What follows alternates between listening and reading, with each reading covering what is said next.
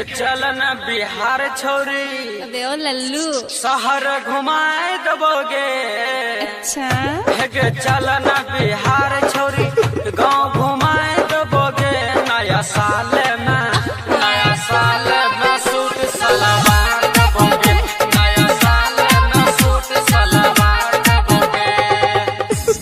हेगे कितना चलो कमर के साई अबे ओ लल्लू कनी बताई देना गे।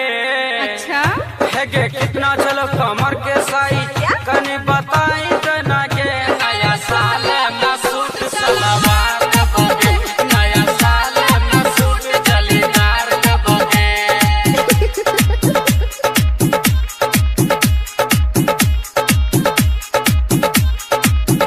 हेगे चढ़ल जवानी गल गोरे गोरे अबे वो मजा छोरी भोरे भोरे।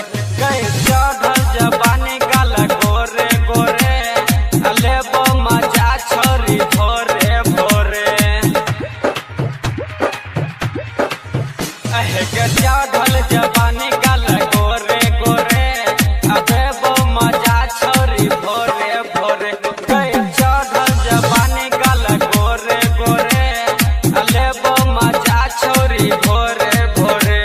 बाइक पे बैठाई के गे छोरिया बाइक पे बैठा के तोरा संग में हम घुमैबो संग में घुमैबो।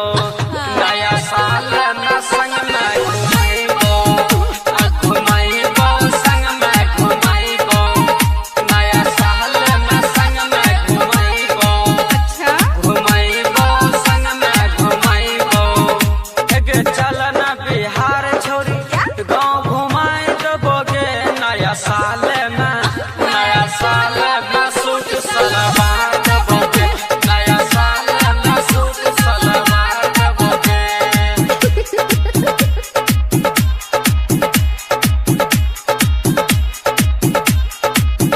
आगे 2020 गेले फिरी में गे 21 में चुसबो छोरी गिरी में गे। 2020 गेले फिरी में गे 21 में चुसबो छोरी गिरी में गे। आगे 2020 में तो दिल्ली न गे 21 में लेबो छोरी फिरी में गे। 2020 में तो दिल्ली न गे 21 में लेबो छोरी फिरी में गे। अच्छा रिंकू राजा विकास के संग में पिकनिक मनवाए दबोगे। रिंकू राजा विकास के संग में पिकनिक मनाए लेबोगे। नया साल में सूट सलवार